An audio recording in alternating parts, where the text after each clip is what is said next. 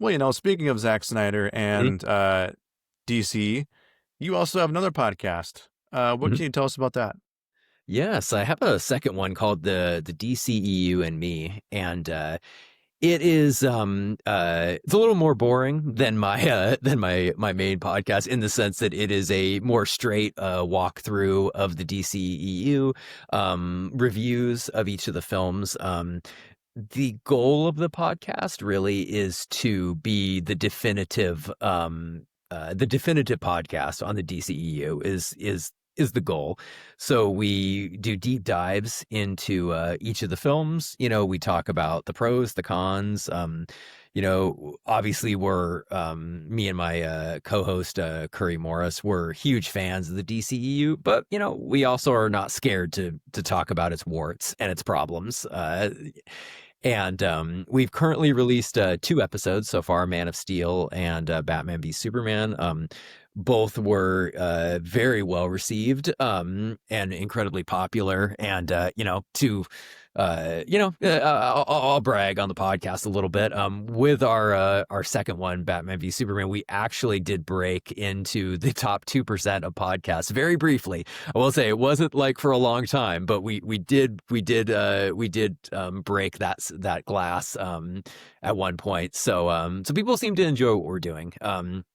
Now, unfortunately, because Curry, who's my co-host, he's a film critic as well, and we both have careers, lives, families, all that, and because the podcast is a little bit more intensive, when it comes to like research and like what we do take a little bit of time in between episodes. But currently, and who knows, it might be out actually by the time this episode is released. We have finished our episode on Suicide Squad. So I'm currently just editing it right now, and so that one's going to be coming out. And we're pressing along, and our goal is to go through the entire DCEU. And also we're hoping that there might be, I don't want to give away too much, but we quite possibly might have some special guests that are going to be joining, possibly from that universe. So we'll see. And asterisks, schedules allowing, but we'll see. And we also are going to have a special to be announced final episode that is going to be a topic and a film that might be a little bit unexpected, but we'll see. So we're not going to announce it right now, but it's going to be a bit of a surprise, but hopefully a good one. That's incredible. Mhm. That's awesome. Oh, Uh, and congratulations on the success of your show. I oh, mean, the thank you. top 2%, that is very, very impressive. Mhm. So, yes, and you mentioned the first two episodes, Man of Steel, BBS, very well received, much like the movies themselves. So, uh, yes, we definitely aim to be as well received, like you said, as those films were. So, um, honestly, you know, I hope it was better received for your case, uh, and unfortunately in the movie's case because, um, well, we'll save that for a rainy day.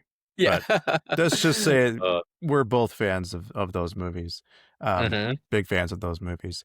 mhm. And I also want to give a shout out to Curry because you guys are a good duo, a good team, and Oh, really fun to listen to. So oh, thank you. I appreciate that.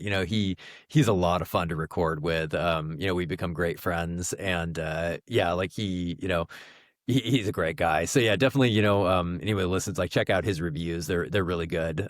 He has a lot of good to say. His quote is finding the good. And so he's always a very positive film critic.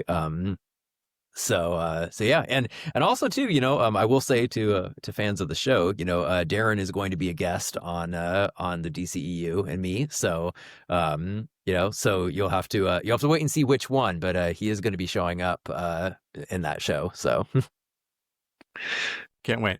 uh, Very excited, and I know what it is uh, to be announced. But mhm, the DCEU quote unquote ended.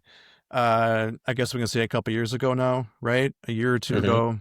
Um, mhm. Considering that it just ended. Is it too soon? Pun It's a good intended. question.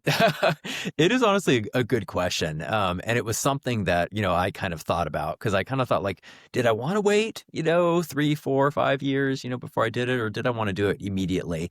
And, and I was kind of talking to a couple of people and it just really felt like the right time, honestly. And partially, one of the things that we kind of thought about that came up with some of the conversations that we had when we decided to do it was kind of closure that that a lot of us who were fans of the DCEU kind of felt this whiplash when it ended. That I remember, that, and this is what a lot of people are kind of, find a little bit amazing about me, but I tell people that I'd actually come to terms with like Cavill not being Superman anymore, before Black Adam, that I was like, when the Snyder Cut came out, I was like, this is a great send off for him. He's fantastic in it. This is really good. And I wasn't really expecting him to come back. And I'd made my peace with that. And I was like, that's fine. He showed up in Black Adam again. This huge amount of excitement from everyone, the fandom, everything. He announced, Deadline announced Man of Steel 2 is in development, all this stuff. And then a month later, he's fired. It's all over with. And, there was a lot of anger, from the fandom, obviously, a lot of disappointment. I was very disappointed. And, and then the whole universe kind of came to this abrupt ending that didn't have an ending, I would actually say, when I say it came to an end.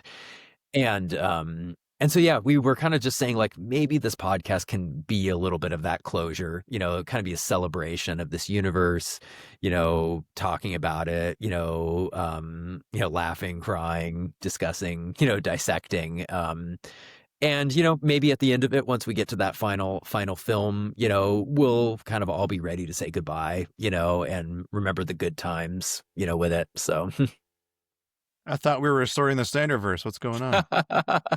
hey, you know what? As Larry Fong did so eloquently say on Twitter, he did say never.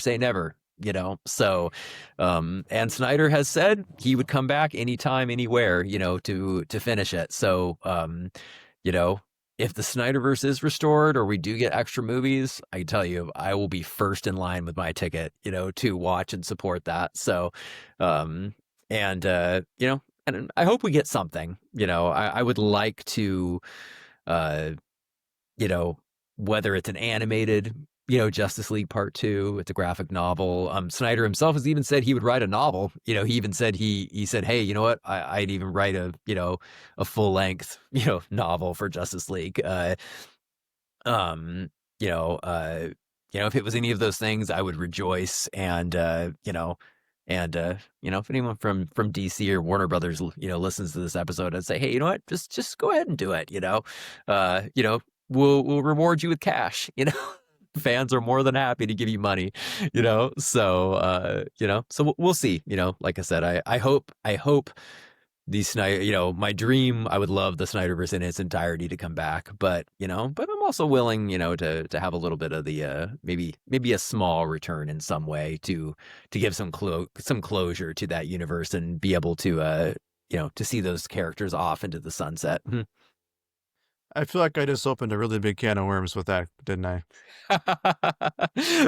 Maybe just a little bit, I definitely have Yeah. strong opinions when it comes to the Snyderverse, but I also consider myself a bit, more reasonable as well, that obviously, having worked a little bit in the industry and, rub shoulders with some of those people and everything, I can understand the business side of things and how there can be difficulties, and everything like that. But at the same time, also, you have to reward your fans as well, because at the end of the day, there's this popular line that people say online that, when fans are demanding something and people are like, oh, you're so entitled, you're not entitled to anything. You have to let them create and whatever. And I always push back very hard against that because I have always said, films don't exist without fan bases, like you are not, unless somebody's buying tickets, purchasing it on PVOD or streaming it,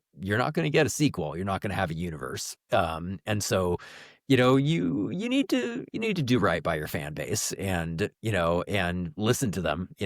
Sometimes that's not necessarily giving them what they want. Sometimes it's giving them what they don't know they want. And you know, and but at the end of the day, you have to make sure your fans are happy. Otherwise, you're not going to have any more product to put out. See, it's really interesting that you bring that up because I feel like that's true.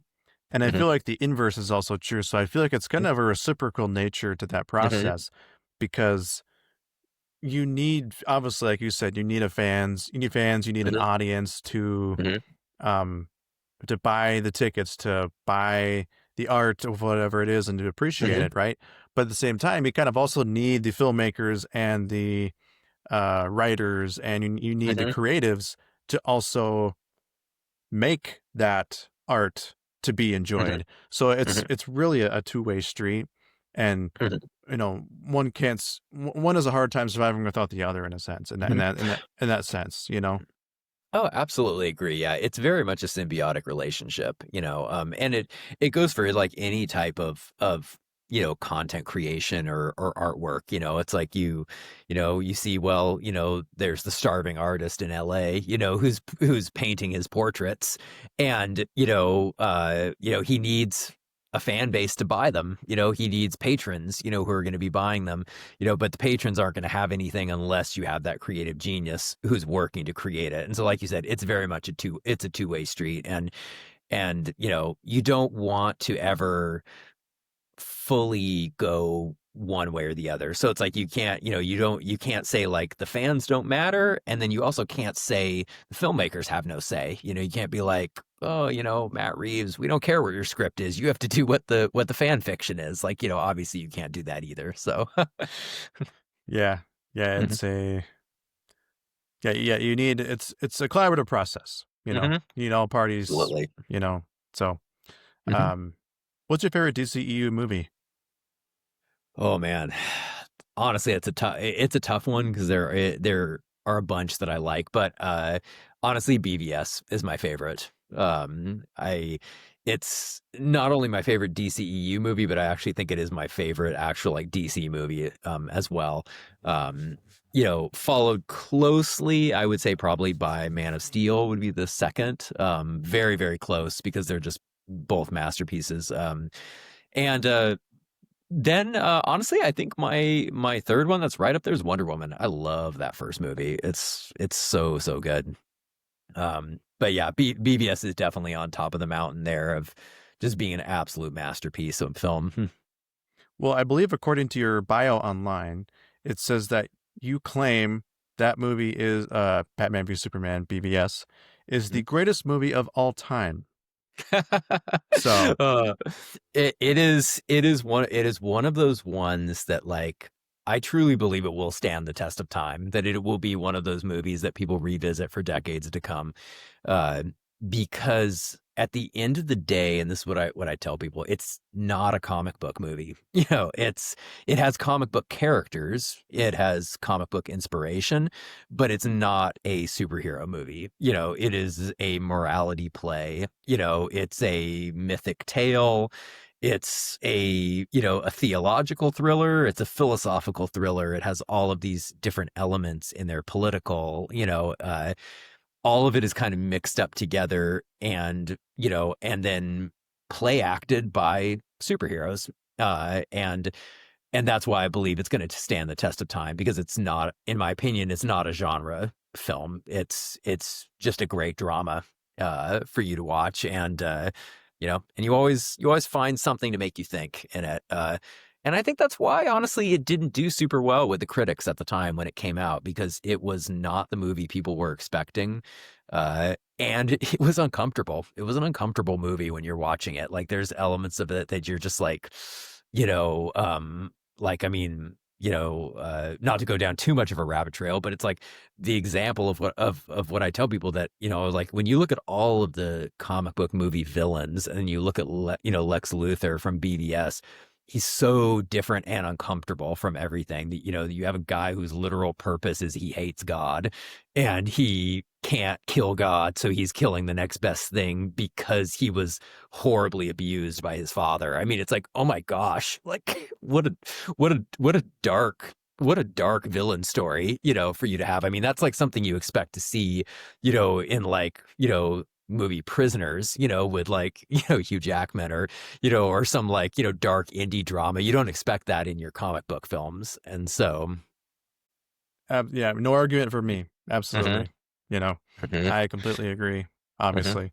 Um, yeah, it's so much more than just a superhero movie. It's so much more than, say, a popcorn flick kind of movie. Like, and there's, to be fair, there's nothing, absolutely nothing wrong with a movie aiming to be that. oh, You know what I mean? absolutely. Yeah. Some of Mhm, my favorite movies are mhm, that, 2000s comedies mhm. are my jam, Oh, yeah. like, Uh-huh. so, and not just that, obviously, but, um, you know, I think it can be so much more than that. And I think Mhm, because at the time that was kind of becoming the trend, obviously what mhm, Marvel was kind of really capitalizing on that with, family friendly, kid friendly, mhm, and adult friendly movies, building a universe in a way that hadn't been done before. It was insanely popular. I mean, trying to compete with that is just really, really, really insanely difficult. Not to mention Star Wars is just coming back. They were bringing back the Harry Potter franchise with Fantastic Beasts. X-Men was having their run with their prequel, First Class, and X-Men, not Last Stand, but Days of Future Past. And so it was just becoming this huge, huge thing, um, that, there's so much franchise revivals and cinematic universes that it was just very, very hard to compete in that landscape. mhm. And the fact that it stands out as much as it does, I think, is a testament to Zack Snyder, and his crew, that made the movie. So yeah, Absolutely I mean, we agree. could we could be here all day talking about this, Yeah. Byron.